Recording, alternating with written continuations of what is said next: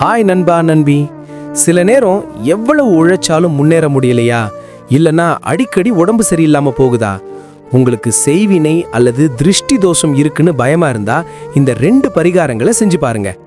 முதலாவது பரிகாரம், கால பைரவரை வணங்கி திரிசூலத்தில் எலுமிச்சை பழத்தை குத்தி வழிபட்டு வருவது செய்வினை மற்றும் திருஷ்டி தோஷங்களை போக்கும். ஆமாம், கால பைரவர் நம்மள கால தோஷத்துல இருந்து காக்கிறவர். ஒரு சிவன் கோவில்ல பைரவர் சந்நிதியில திரிசூலத்துல எலுமிச்சை பழத்தை குத்தி வச்சு நீங்க வழிபடும் போது உங்க மேல இருக்கிற எல்லா கெட்ட சக்திகளும் உடைஞ்சு போயிடும். இரண்டாவது சக்தி வாய்ந்த பரிகாரம், கொல்லிமலையில இருக்கிற கொல்லிப்பாவை ஆலயம் ரொம்ப சக்தி வாய்ந்தது. அந்த ஆலயத்துக்கு செவ்வாய்க்கிழமை, வெள்ளிக்கிழமை மற்றும் அமாவாசை, பௌர்ணமி நாட்களில் வழிபட்டு வந்தால் செய்வினை தோஷங்கள் நீங்கும்.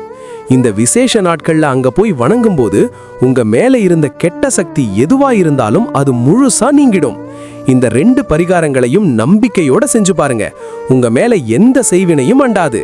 இந்த தகவல் பிடிச்சிருந்தா கமெண்ட்ஸ்ல கால பைரவர் போற்றின்னு சொல்லுங்க. நன்றி.